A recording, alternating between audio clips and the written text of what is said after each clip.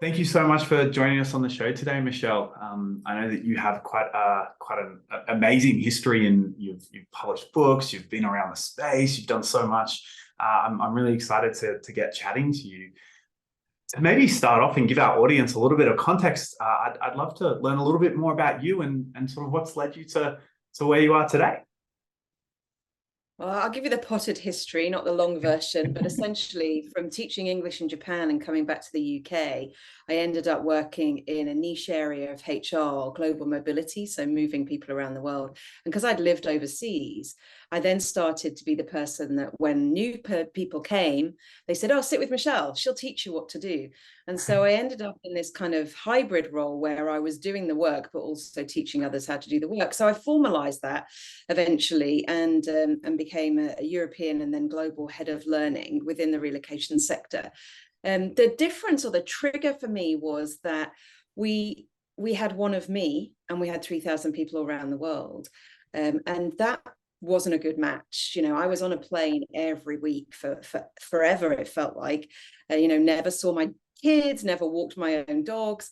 And so essentially it was like, how can you look at things differently in learning? And so I started to build up that muscle of always looking for what does the learner need? What is it that they are really going to have, which helps them with their job? And that's why I led to digital and social learning, because, that's the best options. And this was 10, 12 years ago. Now. And so I set up my consultancy off the back of those experiences, really focusing in on how do we take somebody from face-to-face learning into social and digital, but really linked into business strategy, understanding the audience, understanding your business needs, and then proving value. I have, unfortunately, in economic downturns of the past, like 2007 and after 9/11, been made redundant, because when you're not proving your value in L&D, you're very easily dispensable. And people don't really, oh yeah, those learning people, those training people, they can be cut first out of the budget. So those are the drivers for me. What's the strategy of the organization? What are you trying to make here? What is the benefits of being involved in people development? And then how is that actually making an impact to the bottom line? Yeah, absolutely. I couldn't agree more with you on you don't want to be perceived as that cost center, right? It's not where you sort of want to be, and it's not where L&D should be, but sometimes it's where L&D unfortunately can find themselves. And I think I've met many professionals that have been in that experience of being the sole team and for a large organization. And it's very interesting the way that the lens has probably shifted over the last few years as well to really focusing on L&D and getting maybe more of a seat at the table of the C-suite. You mentioned a little bit around, hey, taking that business strategy and using that to align some of your goals. Would you have any advice on how to go about that process? If you're an L&D practitioner or a HR practitioner and you're out there and you've got a bit of a business strategy and you're looking for some advice or tips and tricks to start to align that strategy to your L&D goals, what's sort of the first step in your mind to moving in that direction? So I think it starts with the language of the business. So what I mean by that is when you walk around, if we walk around an office, or when you hear people speaking, when your CEO or any of your C-suite or any of your leaders, line managers, what are they talking about? What is the focus for them? Is it EBITDA? Is it all about the profits and stuff like that? Or is it customer focus? Are they constantly talking about net promoter scores and that kind of lens? Or are they talking about cost savings or cost cuttings? So thinking and listening carefully to the language will help give you a really appropriate way of speaking to people about what learning needs are. So at the end of the day, no one really cares about learning and development except the learning and development team. And I don't mean that in a facetious way. People are coming to work to do their job. They're paid to do a job. They have a job description, which may loosely align to the things that they do and the tasks that they undertake. They're not really thinking, what can I learn today? What have I learned today? How did that near miss or near failure or actual failure teach me something? It's not necessarily how people in the general populace think. So we are there to help them to think that way. And it starts with having really, really strong and good relationships. And the way in for me, I guess, because I'd done relocation work, I'd been involved in the actual tasks, I knew the job, I could speak to them in a way that was useful and that they could align with. Nobody from the general world wants to sort of have an L&D person coming along and start talking about blending learning or, compliance e-learning. They're like, what is that stuff? I have no interest in it whatsoever. But if you come along and you start talking about, how can I help you with your net promoter score? How, what is it that's the barrier for you improving that score? People can articulate that. Whereas if we say, what are your learning needs? I don't know. I have no idea. I don't need to learn anything, and fear creeps in. Of course I know my job. Why wouldn't I know my job? Are you trying to get rid of me? And all of that sort of stuff. It's a totally different conversation than I'm here to help you. I understand your world. And that means we can root that right back into the strategic intent of the organization. So a lot of L&Ders, I'm always surprised, they don't even know what their strategy is. They don't know what their business is here to achieve. They don't read the strategy. They may not even have a strategy written down, and then it becomes slightly more problematic. You can then sort of drive the conversation around what are we trying to make? What is the intent here? What is the biggest focus for us in the next 12 months? In the next 24 months, over the next 5 years? And say it's growth. We want to grow in 6 more countries.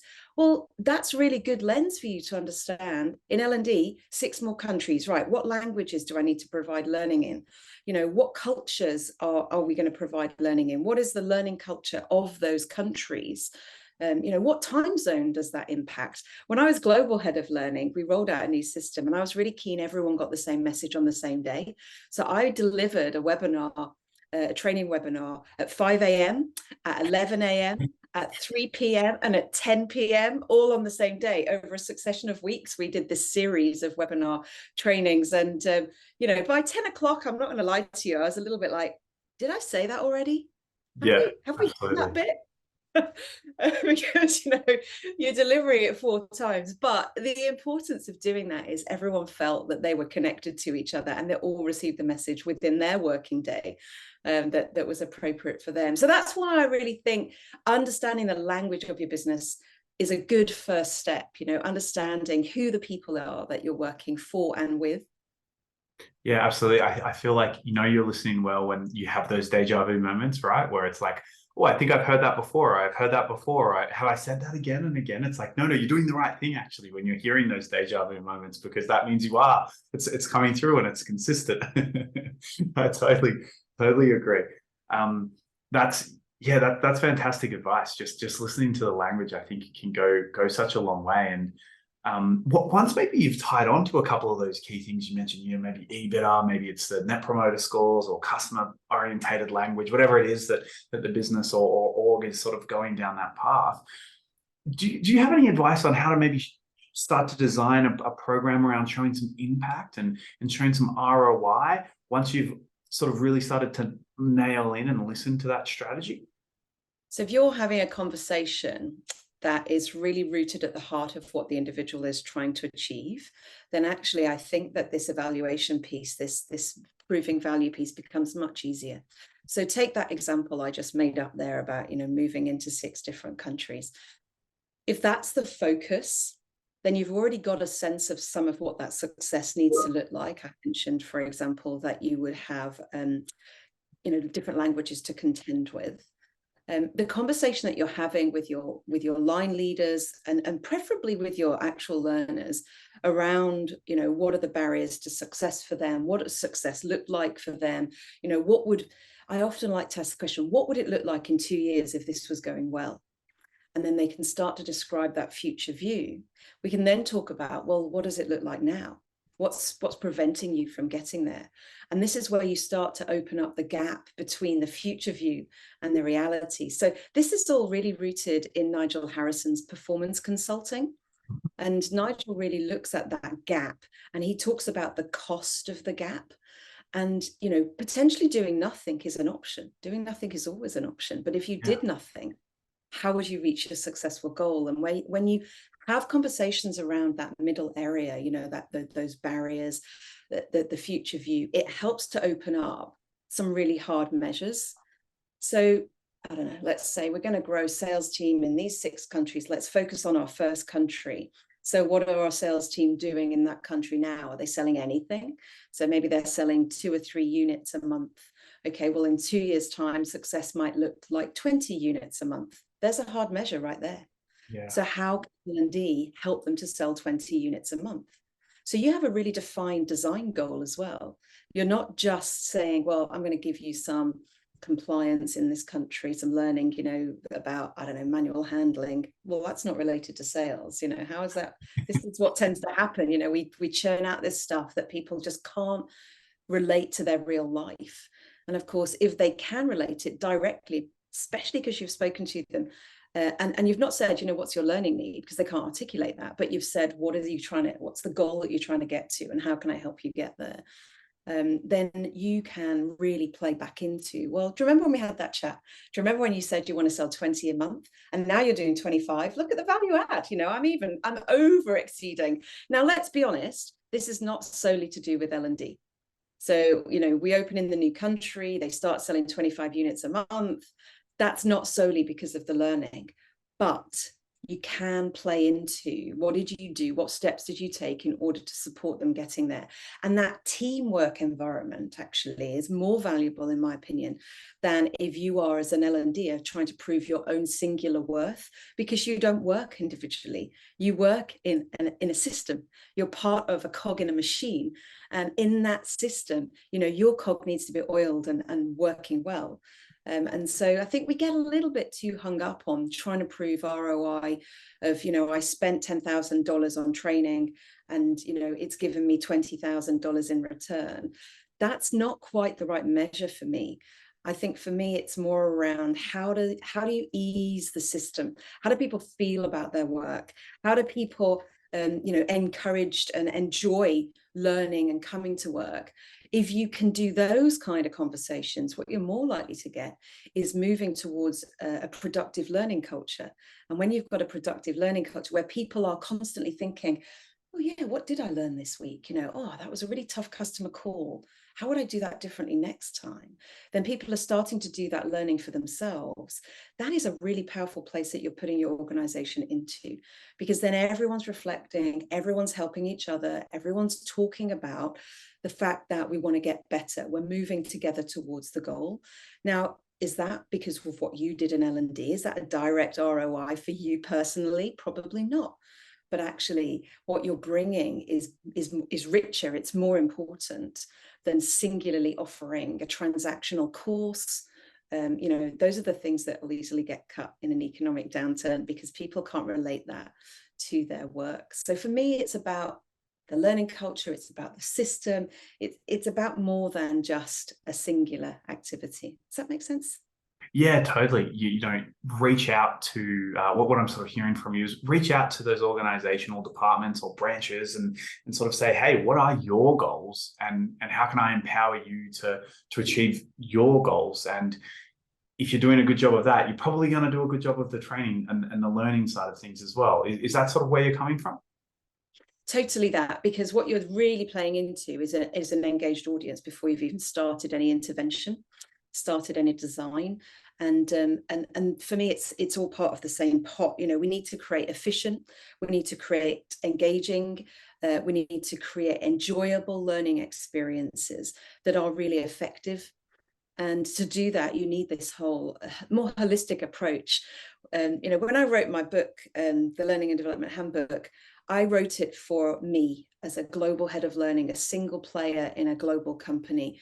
And the reason I mention it is because when it's been out for 2 years now in the world, and organization development practitioners have said to me, oh, wow, Michelle, this is like an entry level into OD. And I'm like, that's a big set of shoes to fill. I do a lot of OD work, but am I an OD practitioner? The reason I mention it again is that actually the process is the same. The process of an early OD intervention is really to understand the system that you work in, the people that are in that system, the goals of that system. And I see L&D, and I always have done. I didn't know that this was OD, but I always see L&D in those lenses. So the first few chapters of my book are nothing to do with learning design. They're nothing to do with how do you come up with an intervention, a learning offer. They are all to do with stakeholder engagement, strategic intent, consultative learning and development, data and evaluation, because I believe those are the steps that you need to go through in order to get to a stage where you go, I know everything there is to know about this need from all the different angles. I know how it fits in with strategy. I know how the learners, why they need it, how they need to receive it.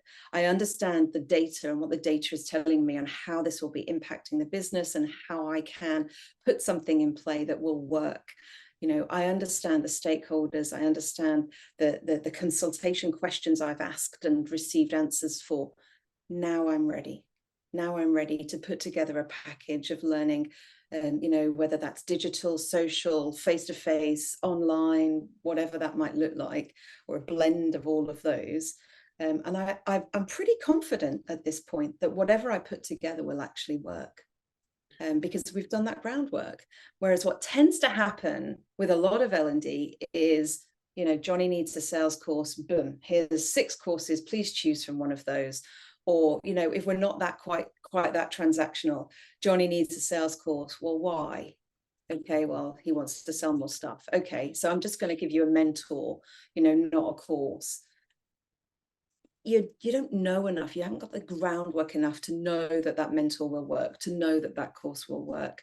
You're not embedded enough in the strategic intent of the organization in order for it to be proven to be of value. Yeah, absolutely. It's so interesting, the overlaps with OD and how I guess it's almost one and the same to a degree. I'm sure there's some differences, but there's probably more controversial. But there's a lot more parallels than I think people probably would realize to effective learning than there might be on the surface. And I know that you could probably go a few different ways there, but. Yeah, I think in the early stages of gathering the evidence, of understanding the organization, I personally see those as very similar activities. I think where it differs is what the output is beyond that. So for L&D, that output is learning activities. And for OD, it's much more systemic. It's much more holistic. It's much more bigger picture. But I think without understanding that bigger picture, then, if you're just hanging around in the minutiae, you're not doing something that will potentially impact well or potentially will land well. And this is why it's been interesting, the journey beyond the book. So came out in 2021, and it's now kind of 2 years old. And I think of it as a bit of a terrible twos toddler. I don't know if you've got any children of your own, but you know how they're kind of, they've got a lot to say for themselves. They're pretty independent, and they want to push to new places in the world. And it feels like now, as I'm thinking about, maybe second edition or what comes beyond the book, what's next? And I'm embarking on a research project, a series of conversations to really investigate these differences, these edges. So you've mentioned OD and L&D. Now there's a distinct discipline difference, but it's easy to see how they kind of overlap and even could get confused. And so why would your average professional know, like, do I need to call in OD for this? Is this bigger than L&D? Or am I just moving naturally as an L&D into this OD space? Similarly with, let's go back to my old profession of relocation, global mobility and HR, they sit together, they work together, but they're very different disciplines, but a lot of overlap. And so I'm starting this research project called Learning from the Edges, because it's where the edges of things come together, that there's great energy, but there's also friction.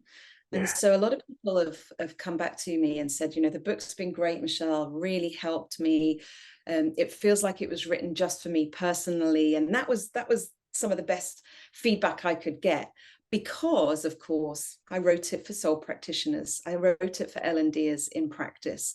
It's called the Learning and Development Handbook.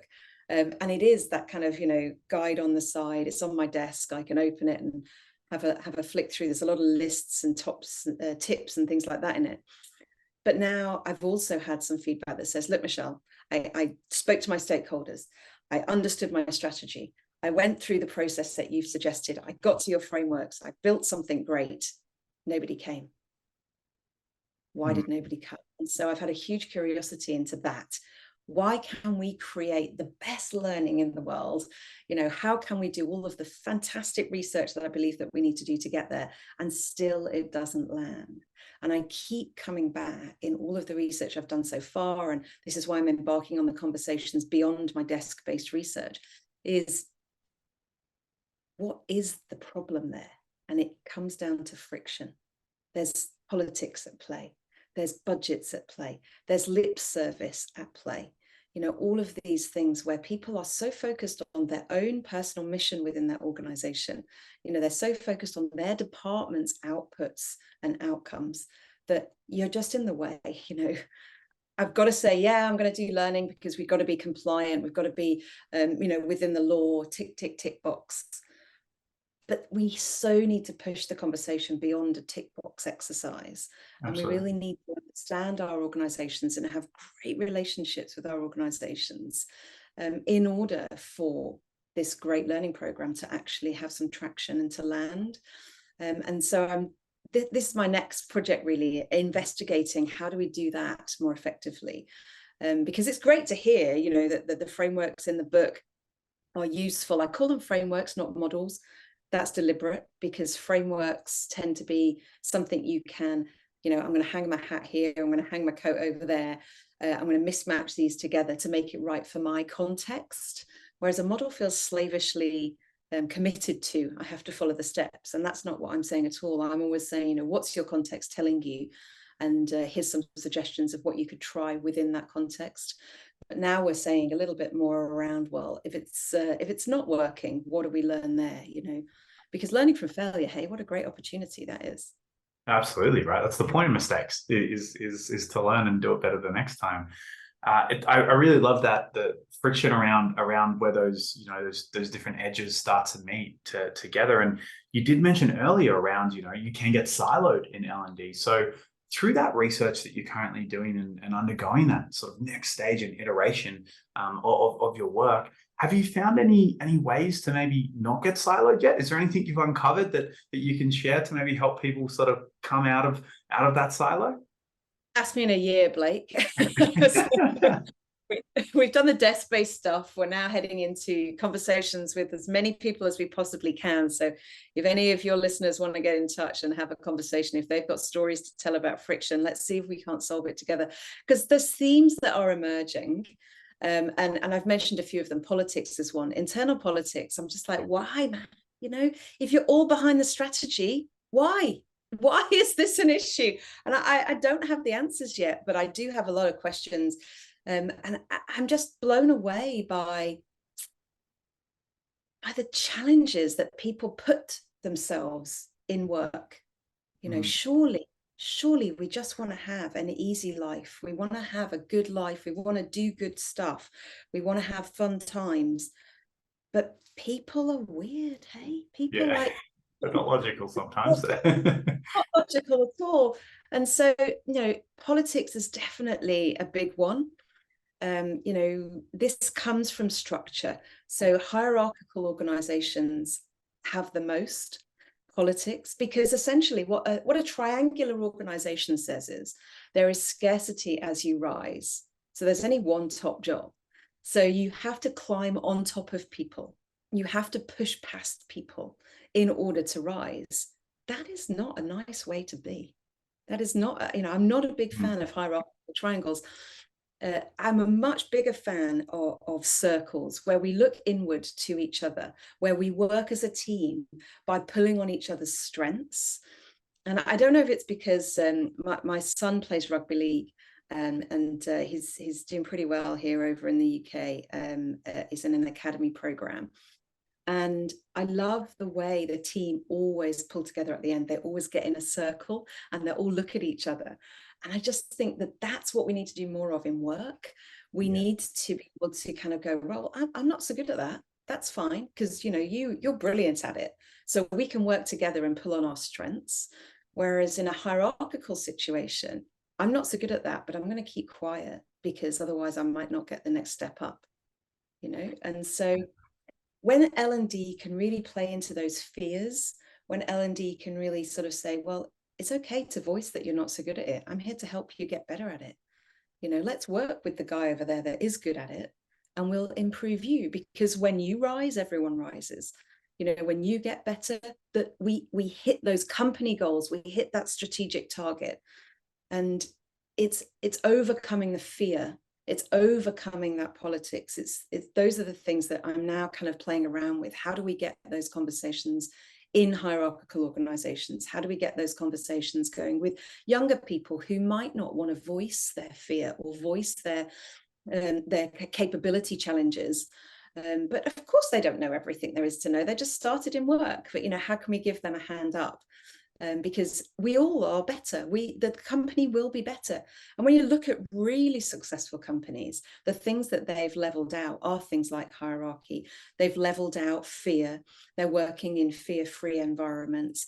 They've voiced the small voices instead of amplifying the bigger voices. And these are the areas that I think, absolute overlap with OD, but a role for L&D within that. How does L&D navigate these spaces? How can you have a conversation with a really junior person to make them feel super safe? And somebody recently said to me, don't use the phrase psychological safety, because you're implying that people must feel safe. They psychologically must feel safe in that environment. They were suggesting that instead of psychological safety, you use psychologically healthy organizations instead. And this guy was a psychologist, so I believe what he's saying. But I think the reframe is a really interesting reframe, because the expectation that someone will feel safe at work to voice whatever might be happening, maybe that's, I'm going through menopause, or I'm trying to have a baby, things that are outside of the true work remit. How can they feel that it's okay to say that stuff and still be within that work environment? So I love this reframe of psychologically healthy organizations, as opposed to kind of coerced vulnerability of a psychological safe environment. But the reason that I mentioned that kind of stuff is because in L&D, you're almost a little bit, or can potentially be a little bit outside of the norm, outside of the group, if you like, looking in, and you can bring those external lenses. Somebody might tell you something that they wouldn't tell their boss, for example. That's very true. Yeah.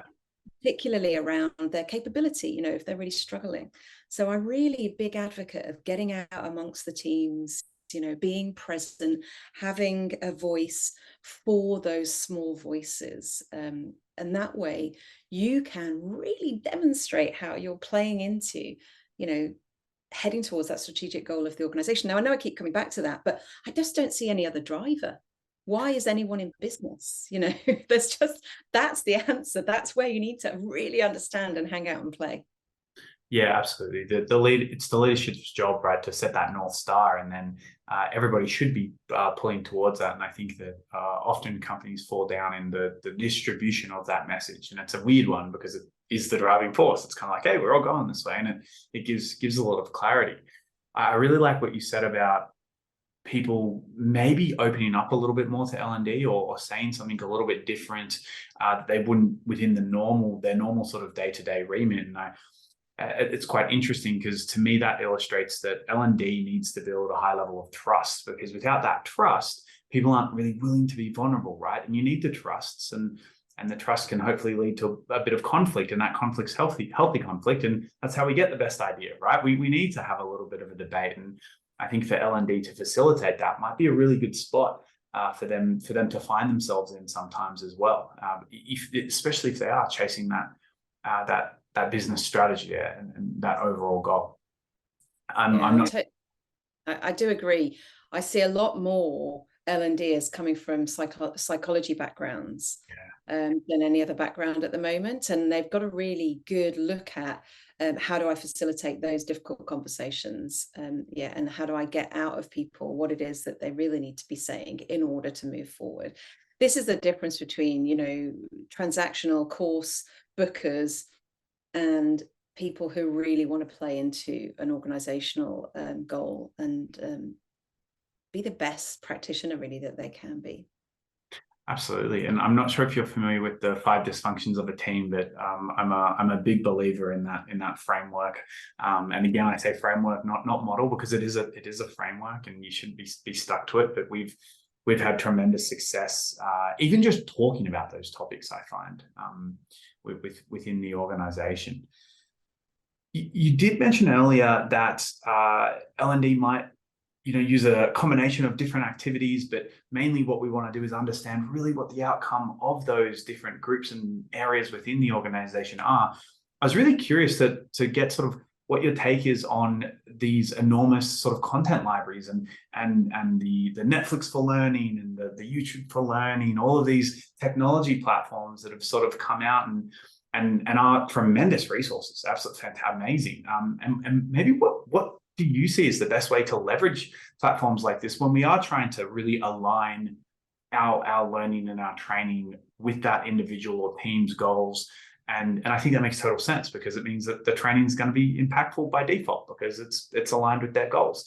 But have you seen any sort of good methodologies or good ways to leverage these sorts of libraries? So Andy Lancaster, who's head of learning at CIPD, he talks about the move from creator to curator. And I think it's a really interesting lens that he brings to the discussion, because when you think about the role of a curator, where do you see them? Museums, libraries, that kind of thing. A museum has thousands of artifacts, but they only display some of those, and they curate the story through those. And I think if we in L&D can learn from our colleagues over there in the museums, we can start to curate stories through these content libraries. They're vast and huge and overwhelming.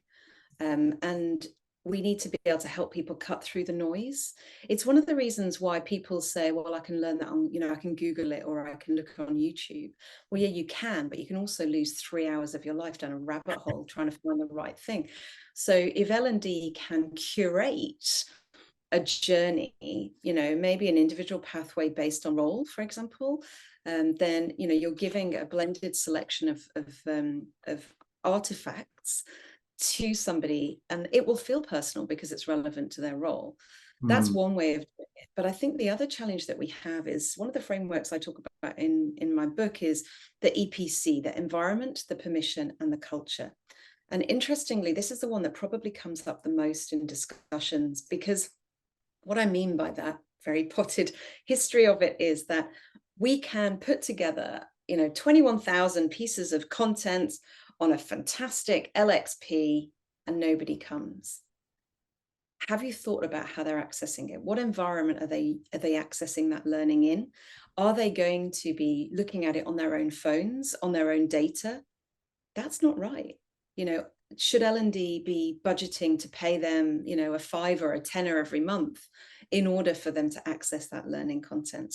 Or have they got laptops, and they're all working from home or in offices and they can access it on there? But culturally, that would be a really bad thing. If they're looking at an animated video about, how not to fall off a ladder, and somebody senior walks behind them, what are you looking at? Are you watching TV at work? Why have you got cartoons on? Or what are you looking at? Tell me what you're learning. Teach me. So we've got this kind of this dichotomy between here's all the stuff, but I haven't set up the right environment, the right permissions in place to enable a learning culture within my organization. So as an L&D'er, you need to be having conversations with your seniors to say, I want you to be demonstrating this. I want people to see your learning. I want you to be talking about learning at the next town hall meeting. Because that way you're setting the permission, you're setting the explicit. It sounds ridiculous that you need to do that, but we work in hierarchies, and hierarchies are by default. I look up to know what to do, to say, to think, and then you're asking me to access 21,000 pieces of content. at my leisure, that's not right. That's not going to work. So we definitely need to look at the EPC. Yeah, absolutely. I think that's a really good way of putting it, to sort of structure that environment and put some, I guess, controls in place that make people, as opposed to restrict them, that make them feel, de-restricted and empowered to actually go and learn. Have you seen that done well anywhere? Is there any sort of advice that you would give to people Oh who have yeah, construct that culture? yeah. Lots of my clients, unsurprisingly, they're the frameworks that I bring to the work. So to give you an example, I was talking about this just the other day, actually, a long time ago. Actually, somebody bought software as a service, and they put me in place to help them to really embed it, and how do we use this? We've never done digital before. So, it went along day one, and I'm looking around and going, okay, well, how are people, it's a retailer, how are people going to access the content? And they said, oh, it's fine. They're going to use their tills. Our tills are really sophisticated, and they're going to use the tills. I'm like, on the shop floor. Okay. And I was like, okay, well, show me the tills, like show me the software on there. And we went over to the tills, and this is software as a service. Windows based. They got DOS based tills. Oh wow! I'm like, dude, why have you never had this conversation before? This is crazy. How can this not be a thing? You've totally got the wrong environment. You're putting learning out on the shop floor, which is great if it's experiential. But if I'm a customer and I'm like, can you help me? No, I'm doing my learning. That's not going to work. And you're also, you're not got the hardware in place for that learning activity. So that's a real challenge. But I mean, even if it's not digital, I've seen it really well in another retailer who have a training house, and they've thought really carefully about the colors that are in there, that they've painted the walls. And I notice you've got lovely plants behind you and things like that. How you physically are, it makes a difference. So we saw this in lockdown, where we were expecting people to learn from home whilst they've got, their kids homeschooling, and, their partners working next to them on phone calls and stuff like that. So you do need to think about this stuff quite carefully. Another third example for you is a UK airport built a purpose-built, fantastic building, really thought carefully about what went in there. It was a training building, and it opened 9 to 5 in a 24/7 environment. It's like, well, half of your workforce can't come here. You're going to make them come to a day shift when they work nights? Like, how's that going to work? And so unless you're going to open your training house 24/7, nothing's happening for those people outside of those hours. So you really need to think carefully about how it works well. So what we did in that environment was we said, well, let's distribute the learning. Let's put the learning out.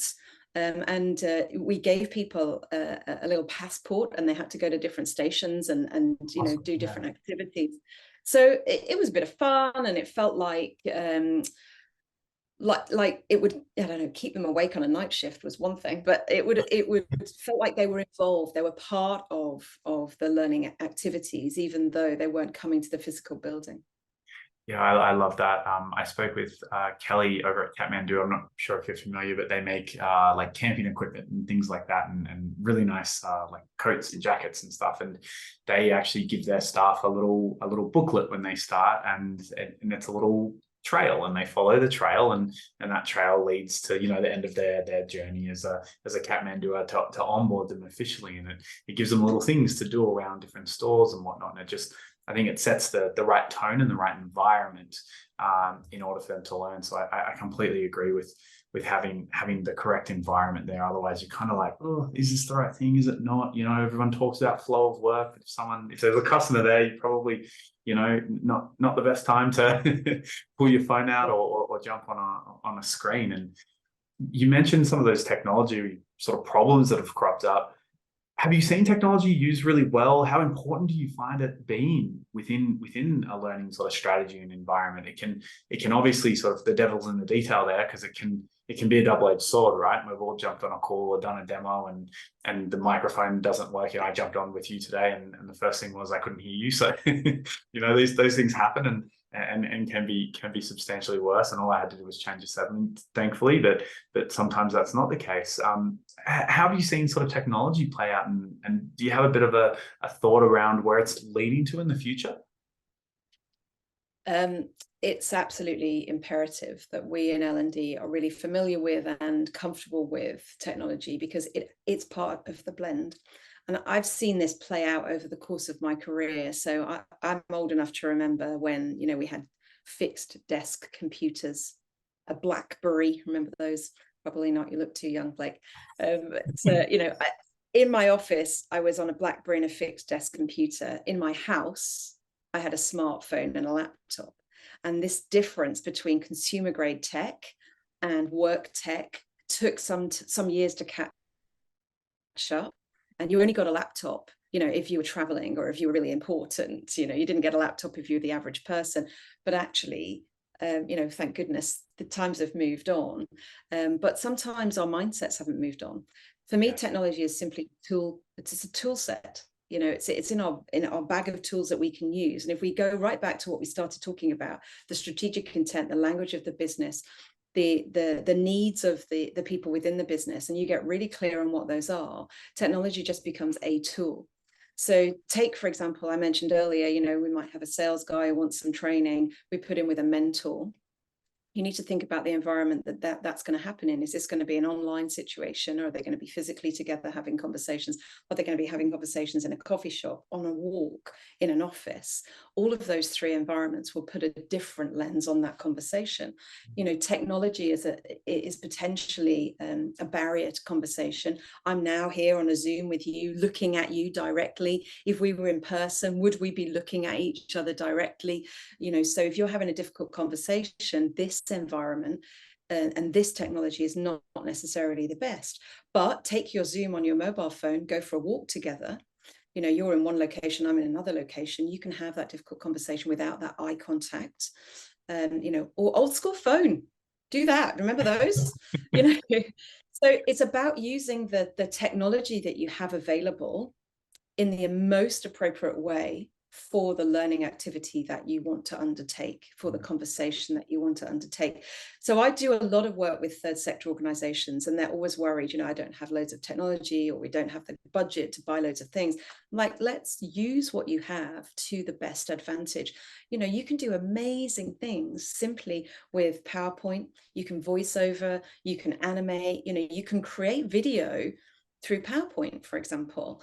You don't need to use sophisticated technology. But your question about where is it going, it is only going to get more embedded and only going to get more sophisticated. So in L&D, we must keep on top. We must keep going with what's the next best thing. And shows like Learning Technologies in the UK or Germany and France really help us to do that. What we need to get really good at, though, is cutting through the sales guys' rubbish, because they'll tell you it can do everything, and they'll tell you it'll solve all your problems. And I'm telling you now, it won't. It's just a tool. It's simply a tool, the same way as a pen and a paper or a book is a tool. How do we use the tool? So, back in the 1800s, when we moved from field to factory, a book was technology. A book was a tool. The printing press revolutionized things even before that. But we only had one book. Books were scarce. So one book, one teacher. We invented Classroom. Classroom was a technology that was invented to solve a need. And when we think about Classroom in that way, why are we using 200-year-old technology? In fact, if you think about it from a university setting, it's thousands of years old technology. Yeah. And we're using that today. And it works. It's brilliant. I love Classroom. I love getting people together, but it's what you do in that space now, which I think needs to shift. That technology has moved on. We need in those social spaces to allow sense making, to allow questions. We're not doing knowledge transfer. Knowledge transfer needs to happen in the flow. It needs to happen when people need it. It is through books or checklists or videos or transcripts. There's loads of different options. So just think really carefully. What am I trying to make here? Where is my goal? What am I getting to? What is the best way to get there? Yeah, absolutely. You're not going to get on a motorbike to ride down the river. You're going to get on a road. Yeah. The right tool for the right job. Yeah. Exactly that. And my last question for today, for you, Michelle, is if our audience are really interested in maybe getting to learn a little bit more about yourself or reach out and get in touch, you mentioned that if they've got any stories of conflict and resolving them, which I'm sure many of them do, and maybe some unresolved, to get in touch. Where can people learn more about you and what you do? So my website is probably the first place, kairosmodernlearning.co.uk. But I'm always on Twitter. So I'm at MIPS1608, MIPS1608. That's my birthday. I look forward to the card, Blake. So I'm always on Twitter. But to be honest, I'm quite lucky. I've got a unique name. So you can find me on LinkedIn very easily. Just search for Michelle Parry-Slater, which is Parry. I know sometimes my accent means that people think it's PE, but it's not. Well, thank you so much, Michelle, for jumping on and chatting to me for the last 40 minutes or so. I really appreciate your time and thank you so much for taking the time out to jump on the show. Thanks very much for having me, and I look forward to hearing it when it comes out and hearing people's conversations. I think that this is a technology and this is a tool, but what goes on around it, the conversations around it, need to keep going. So I'm very happy to continue those conversations in other spaces. Absolutely, thank you so much. I'm Blake Probert, and you're watching the Strategic L&D Podcast. If you want to stay up to date with our latest releases, subscribe to our YouTube channel. If you just want the audio, you'll find us on most common podcast platforms, including Spotify and Apple. Enjoy the rest of your day, and we'll see you again soon.